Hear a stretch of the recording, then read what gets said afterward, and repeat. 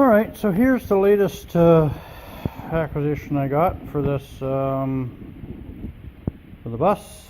I got a Proheat diesel fired water heater, so which I will build into a hot water heating system. It's a 15 kilowatt unit, so 50,000 BTU, 12 volt. I'm just test firing it here right now. Got the battery, got power, fuel, and I got this 10 gallons or so of water and circulating pump all hooked up, and I'm just going to fire it and just let it run through a cycle. It'll supposed to heat up to 185 degrees and then shut off, so we'll see if that happens or not. Got a really good deal on it on Craigslist. It's brand new, but it's been in storage for a few years, so I just want to check and make sure everything is working and there's no problems with it. And then I'll build a system with this plus electric heat as well for when it's plugged into shore power.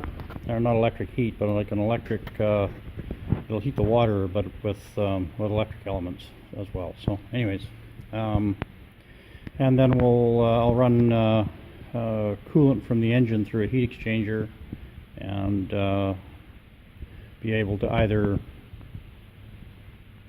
preheat the engine if it's cold before you start it, or when you're traveling I can use the engine's waste heat through a heat exchanger to heat the bus as well. So anyways, that's a ways in the future.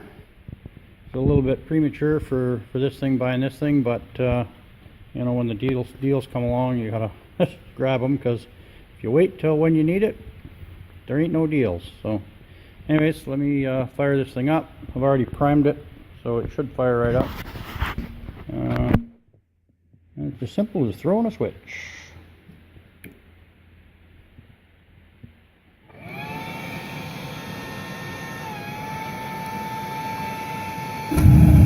it goes.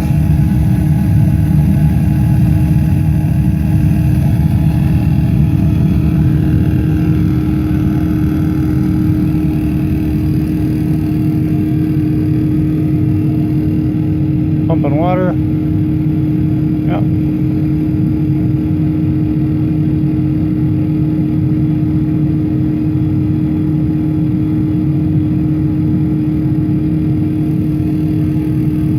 I just let it run, see how long it takes to bring that much water up to 185 degrees, and then I'll shut it down. As it's going here, I just want to check for any leaks or anything. All seems to be pretty good here so far.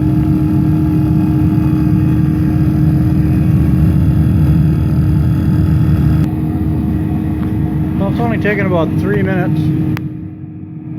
The water is steaming already.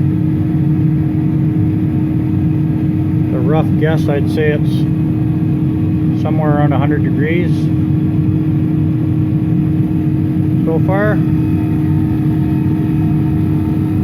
Keep going and see if it shuts off at 185, or if it shuts off at all.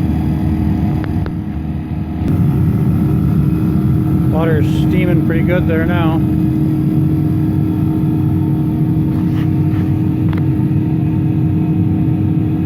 Probably another 2, maybe 3 minutes. It's probably going to take 10 minutes to heat that up. We'll see.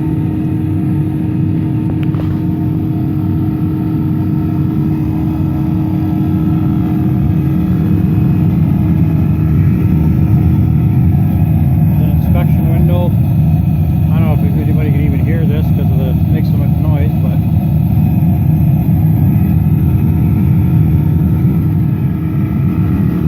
that's the inspection window anyway, so you can see, make sure it's burning. Okay, so it just shut down. That was less time than I thought it was going to be. Water pump's still running. It'll continue to run as long as the unit's turned on. Goes through a 3-minute cool down, and then the blower shuts off. At least that's what the manual says it does anyways. And then this water pump here just continues to circulate water till it gets down to 150 degrees, and then it fires back up again. And so when I have heaters and whatnot all absorbing the heat out of this water, then that'll cool. Once it cools off, then it'll just fire back up again automatically until you shut it off. And I'll have those all the heaters and pumps all thermostatically controlled. I'm thinking 3 to 4 zones, something like that. And they'll all be controlled by the thermostats. And this and electric can just keep the water hot. Kind of like an aqua-hot system. So now the thing's cooled off, and the pump's just sitting here running, and it'll continue to circulate that water.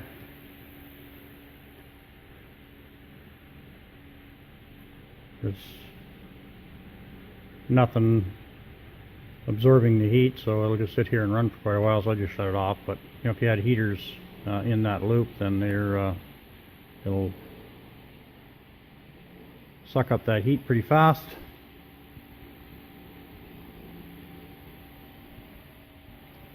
Well, it seems like it works. And the control panel here has all the different faults and whatnot, so if you do have a problem, it helps you to diagnose the problem. But looks like sitting on the shelf for a few years didn't hurt at all. That's good.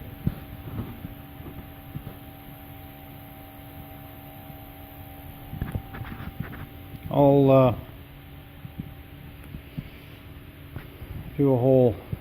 document the whole process when I go to actually start building this. It's going to be a few months before I get to that yet, but anyways, I'll video all that too for anybody that's interested. And I forgot to mention fuel consumption that's on this thing. So according to the manual, just under ½ gallon an hour at full output. I've calculated based on how much heating I need in the other bus. This one here should run 15 to 20% of the time. So when it's really cold, I'm figuring about 2 gallons a day in a 24-hour period. So that's not too bad. And that's only when it's really cold. The rest of the time, when it's above freezing, but still too cold to walk around outside, then it'll be less. So hopefully that fuel consumption is accurate.